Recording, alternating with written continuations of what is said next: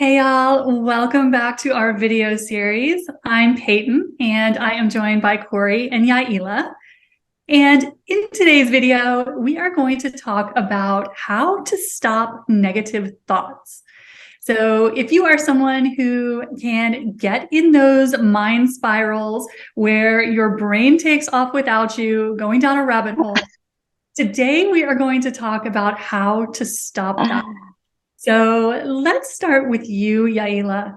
How do you help people or even yourself get out of a negative thought spiral?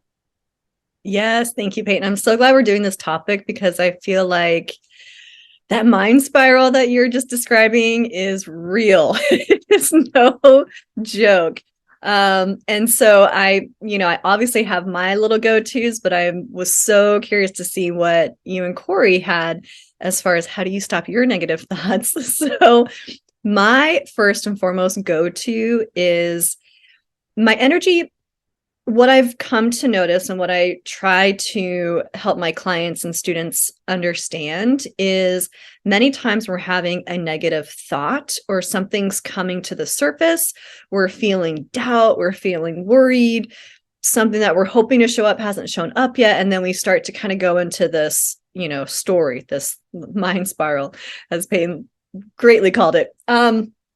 So when that happens, first and foremost, I think most of us want it just to stop, just to go away. And so we kind of do everything that we can to get rid of it, not think of it, do something different, be distracted by, I call them extracurricular activities. So whether it is alcohol, drugs, other people, shopping, there's many extracurricular activities that can show up to be a distraction when in all reality, how I try to stop my negative thoughts is first and foremost not to stop them. In the past, when I tried to stop them and to distract them, they would linger a lot longer. And what I've come to find is, at least for me and people I've been working with, is when you actually just let yourself have the thought, it doesn't last that long. It's not as heavy as you're worrying it's going to be. It's not as bad as it actually think it's going to be. It tends to be a lot more mild if you let yourself just feel the feels. And I think there's just been I don't know where this training came from, but it feels like it's been going on in society for centuries. It was kind of funny because what spawned my idea for this was actually hearing about Prince Harry and, just his and Meghan's interaction with the royal family. And for whatever reason, like their information just keeps being thrown into my social media. And just going through as far as like, you can't show emotion, you can't give someone a hug or, like showing emotions is bad. And so it stems from the examples that we kind of had in society, and not to like single out the royal family, but it was just a funny coincidence that we came up with this topic and that was just bombarded into my feed. It's like, wow, why do we think emotions are so bad? Why are we so afraid to feel sad? Why are we so afraid to be mad? Why are we so afraid to be frustrated or whatever the emotion comes up? And so my first go-to is let yourself feel the emotion. So do you need to make it a big, huge public display? Probably not. I'm definitely more of handle my stuff and my own business, but let yourself feel the feels first and foremost. Second thing, how do you stop negative emotions is realize it's just your thoughts. It's not you as a character. It's not you as an actual person. It's not your whole worth and what you're able to do in the world. It's just a thought. And so when you stop attaching yourself to these thoughts or these negative emotions, you tend to stay in the observer perspective and just understand, okay, why are these thoughts here? So for example, I'm never going to be able to do XYZ. That's for somebody else, but not for me. Or things don't always work out. The world is just a crappy place. Whatever the negative thought is, it's to separate yourself from that being the truth, right? I call it truth with a capital T. So no matter where your life is, the truth would always be the truth. And it's a negative thought and it's not the truth, because if you didn't have that same thought, if everything in your life was going great, you would not have that thought. So it can't be true if it's not true in all situations. And so when you separate yourself from the thought of being your makeup as who you are, as your character, that's another really easy way to not hang on to it for so long. And then the last thing I would say, as far as how do you stop the negative thought beyond just letting yourself feel the feels, beyond separating your identity from the thought, the last one is to really let the energy flow through your space. So I'm kind of person, I get curious, right? So when I have a negative thought, I kind of ask myself, well, why is that thought there? I start to like peel the layers of the onion back, because in a way it's like mini shadow work. And we've had a video on shadow work if you want to explore more of that at another time. But I just start to get really curious of like, well, why am I thinking that I'm not good enough for this? Or why am I thinking that I can't ask for that? Or why am I thinking?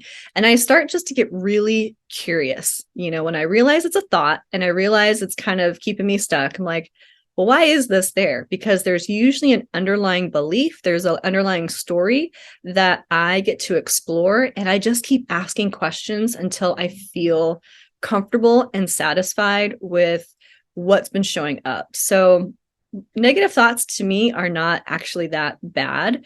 What I've come to find is that when we are going through an up level or a growth period, or we're shifting into a new just way of operating in our world, whether it's in relationships or, how we're showing up, there's going to be a messiness that kind of happens before that. And so when there's challenging times, and challenging times comes with challenging negative thoughts, it is my go-to clear notification, like, oh, something is changing and I'm having these negative thoughts because there is a disconnect between what I truly want for myself and where I'm at currently. And so that negative thought is kind of showing me there is a gap, there's a bridge. And when I get curious, I actually can be excited, like, oh, okay, so this bad thing isn't bad. It's just an up level. It's a shift to a new way. And so it's kind of that, death and rebirth kind of phase. And maybe that's why,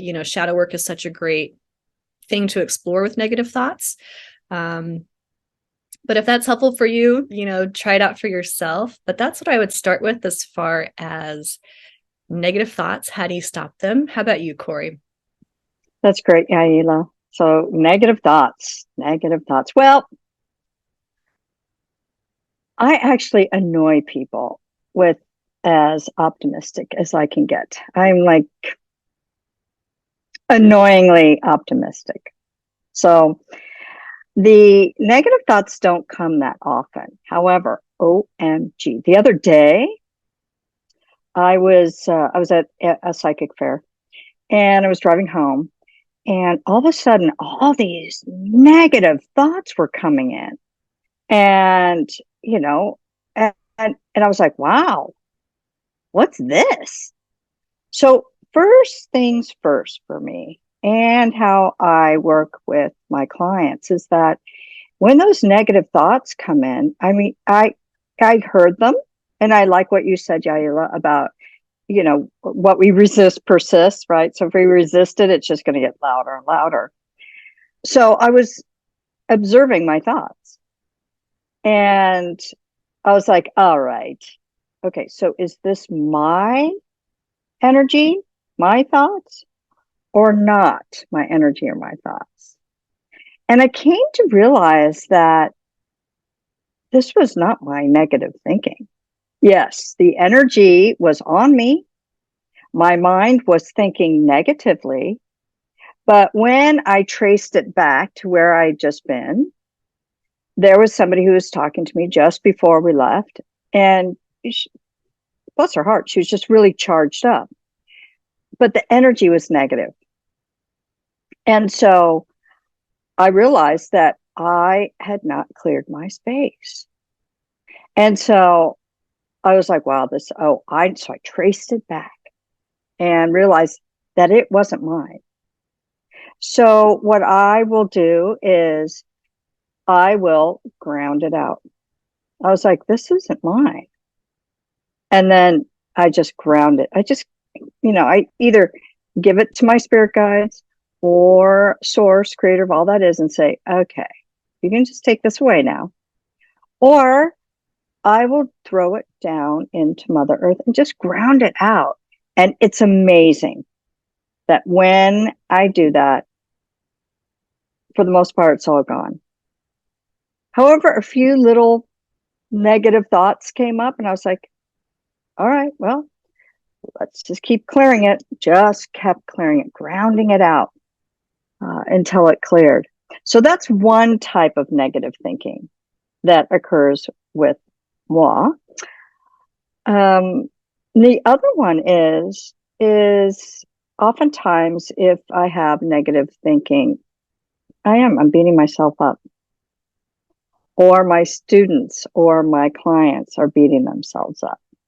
And the first thing that I do is I always either ask my students or clients and myself, now, is that really true?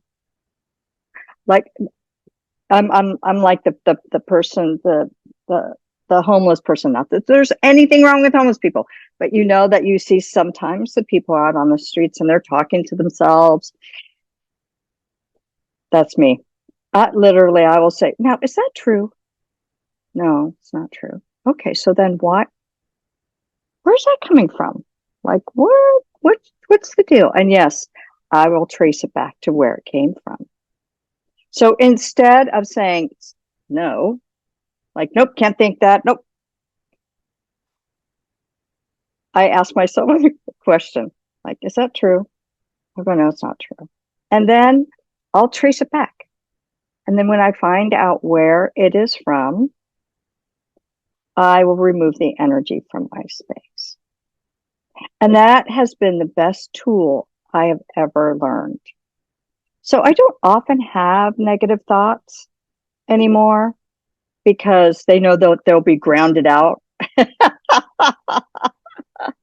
But I don't stop the thoughts anymore. I did have lots of period of time in my life where I was brought up, not to feel.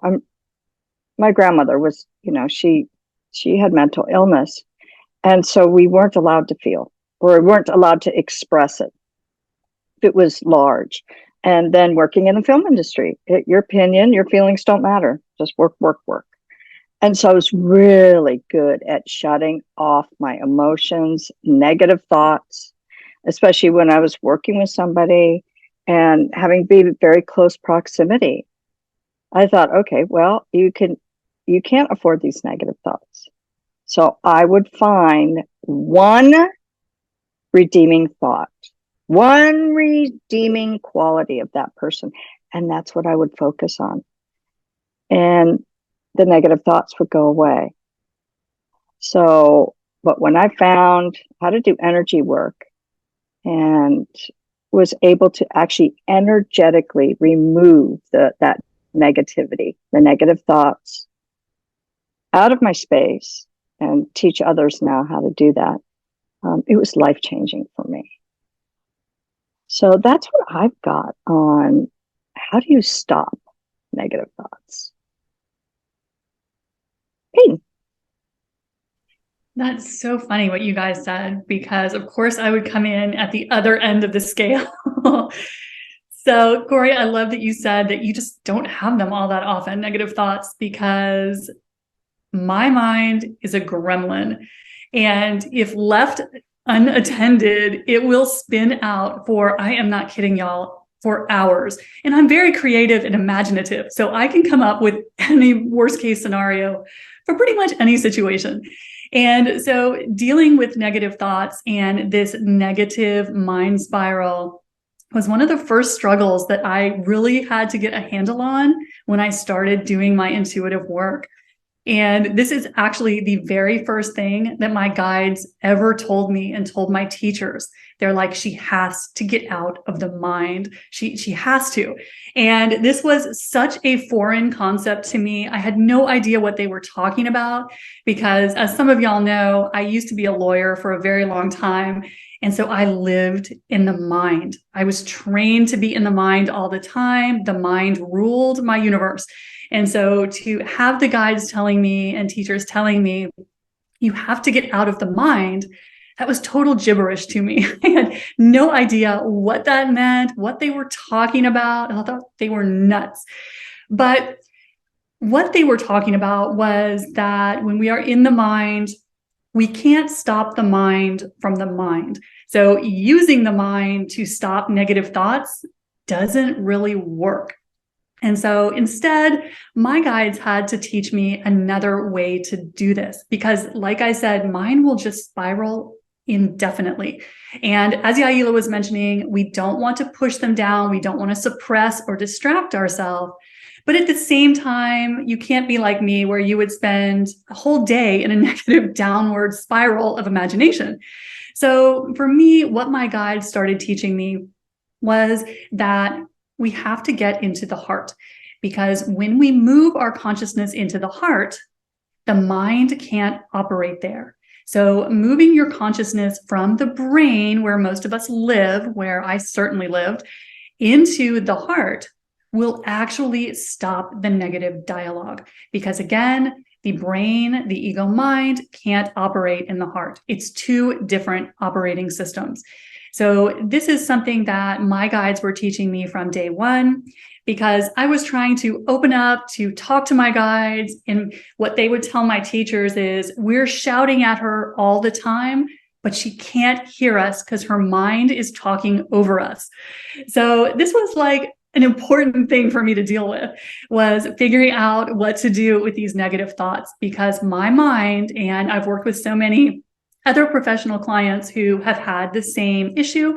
So if you are someone who has come from a very, logical background, very left-based career, this may be a little more of a struggle for you. So for me, the shortcut to getting out of the mind, especially when, the ponies get on a rampage and just kind of take off without you, get into the heart center.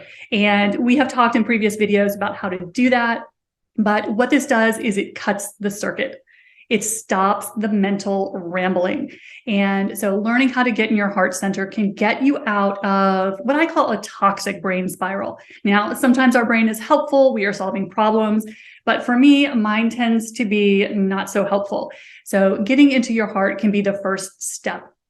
Now, the second thing that my guides have always taught me about stopping negative thoughts without suppressing them. Now, we're never saying suppress anything. So that's always a big caveat.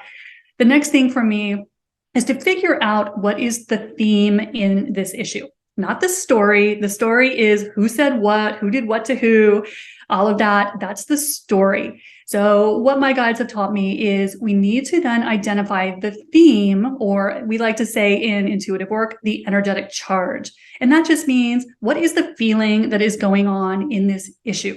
So if you're having a fight with somebody, what is the feeling state underneath that? Maybe you're feeling like Yaila gave the great example of relationships. Well, maybe it's not so much what someone else did, but it's that it caused you to feel abandoned.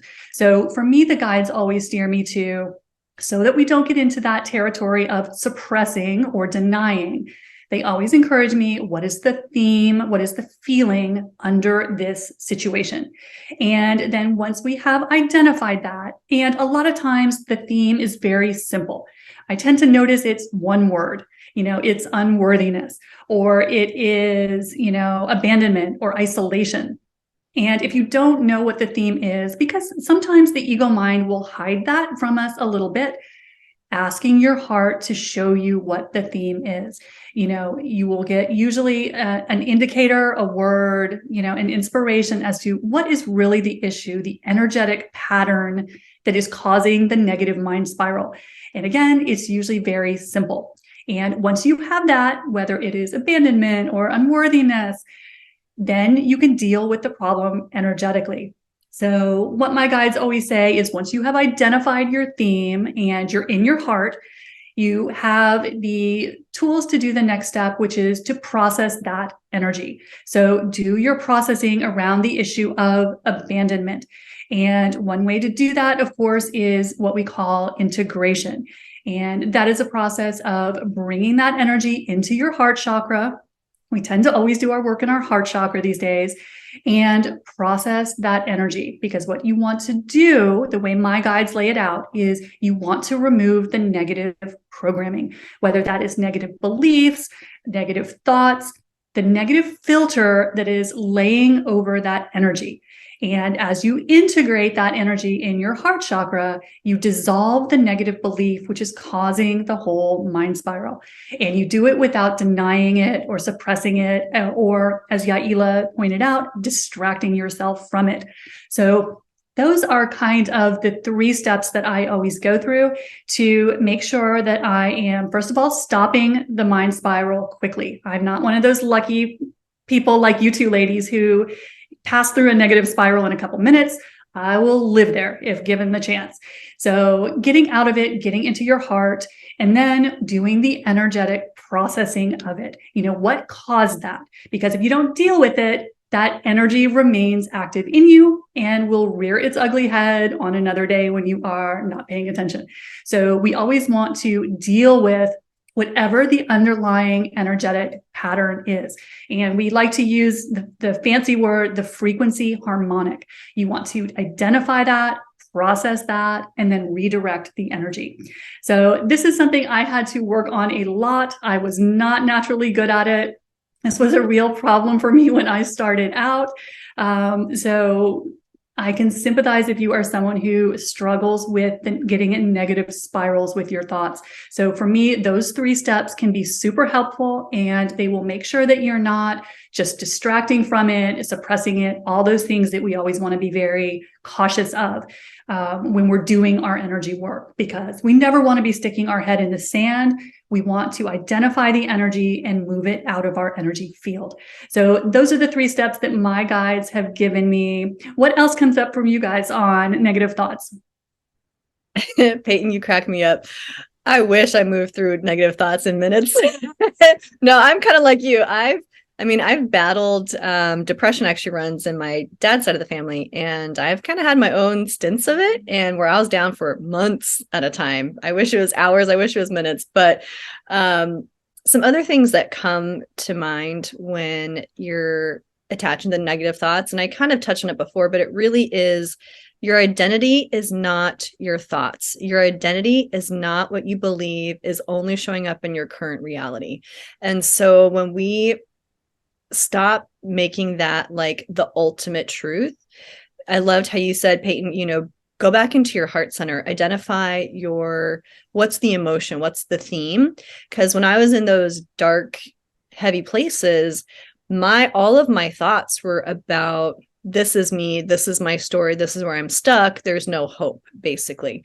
And so when I would pull myself back and just look at, okay, well, these are just thoughts, right? It's not me. It's not my identity. I loved how you said, go and bring it to your heart, bring it to your heart chakra. I'm an Aquarius, so being in my mind is really comfortable for me, and I can go on the ins and outs as far as where the thoughts are going. But when I just separate myself from, my thoughts are not my end all be all, it's not set in stone. Tomorrow can be totally different. When I started catching myself in the complaints and the gripes and the stuck stories, when I just started questioning, like, is that really true? Right. Corey and I were talked about that. Like, for me, I could kind of question, like, wait a minute, this thought, and I would basically like be devil's advocate to my own inner thoughts as far as like, wait a minute. Okay, so you're saying this, but is that really true? When was it different? Is there another example outside of you? Has somebody else had success in that area that you think is completely hopeless? I could play devil's advocate in a way, so if you're someone who you don't know how to get out of your mind, because when I was in those dark places, I'm an Aquarius. I live in my mind. So I would play devil's advocate. So if I could add anything to that, to separate yourself from the story and just question those thoughts as far as, is that really true? If it weren't true, if you could imagine it maybe a different perspective, if you could imagine that this is actually for your highest good, what would be good from this? Play devil's advocate to yourself. What are some deeper questions to ask when I'm stuck? Or think of it right now if you're not in a rough place. When I did health coaching, we called it the saboteur. I loved how you called them gremlins, Peyton.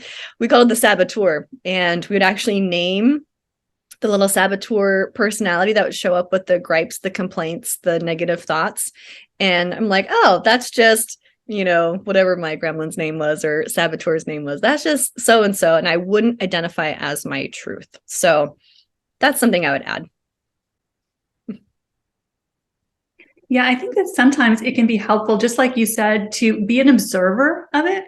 And that's another way that I do it is I'll notice that my mind is agitated, and then without judging it, because it's easy to slip into judgment of ourselves over it. Like, oh no, I'm doing it again and da, da, da.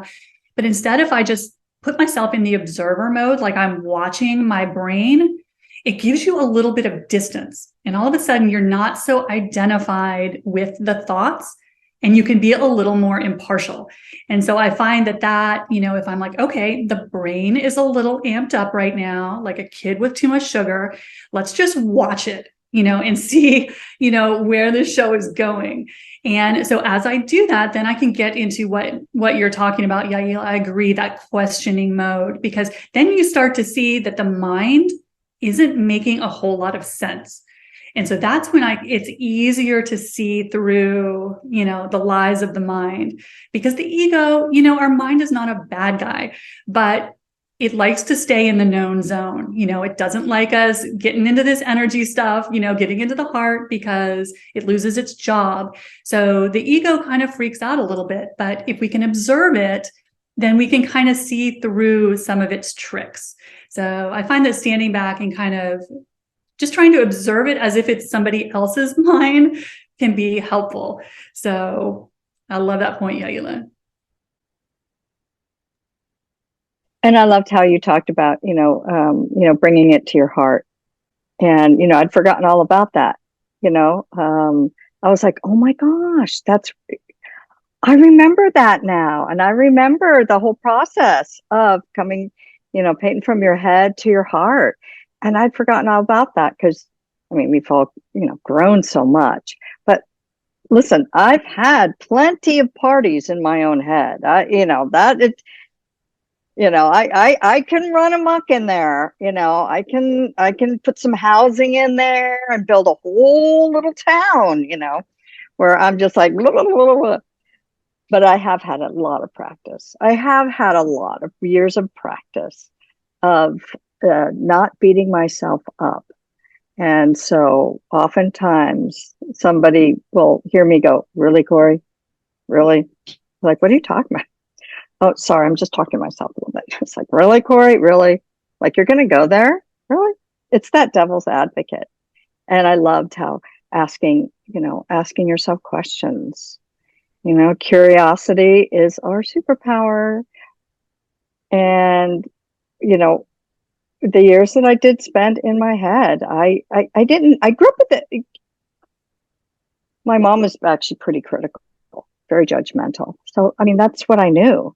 It's what I knew. So I could totally be in my head, but I lack a lot of air in my personal astrology chart. So, but it can, run away with like the ponies, right? Like you said, like you could be off and running. And, but I've learned too that I think I've learned because of pure survival. Hours and hours and hours with, people that I had to find a way to not think negatively about. Did they give me reasons? Yeah. But oftentimes too, is that I live by this golden rule, and it's treat others as you wish to be treated. And I converted it to think of others as you wish them to think about you. And one day that came into my mind. I was like, oh, Like, would you really like it if somebody was thinking that about you because they were being judgmental and critical of you? Do you like that? No. So, these are the conversations that I have with myself. But it's good to have these conversations with yourself. That observer, we step back and we do the observation. And again, I do have a tendency to be the eternal optimist. I had to tone it down a bit years ago because I really pissed people off by being so optimistic. Now, balance. Everything is balance. So, but I love that going into the heart. Yeah.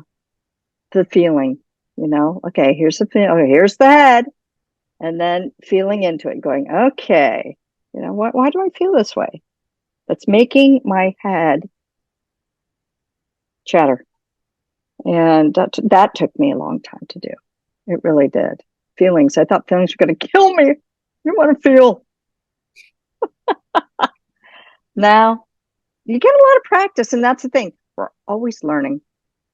Till the day we transition to the other side, we have plenty of time to practice and learn and change and grow. And for me, I have to make everything fun. So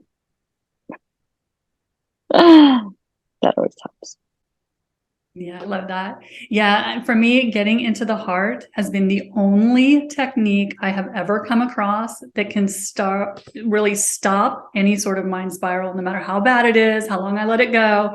That was always what cut the signal. So for me, if you haven't tried that and you're someone who struggles with getting those mind loops, practicing getting in your heart is the first thing that I would recommend to someone. So hopefully we have given y'all some techniques to try out the next time you get in one of these crazy train spirals with the brain, and have some things to try, because a lot of times we try to solve the problem by thinking more, and that's never the solution. So try these out. Let us know in the comments below if they're working for you or what you do when you have a lot of negative thoughts that you're trying to stop. We always love to hear y'all's experiences. So thank you so much for watching our videos. We can't tell you how much we appreciate you and your comments, your likes, your follows. We really appreciate your help in sharing our videos with anyone that might benefit from them. So we appreciate you guys spending time to watch all of these videos. So we will see you next week. Thanks for joining us. Bye-bye.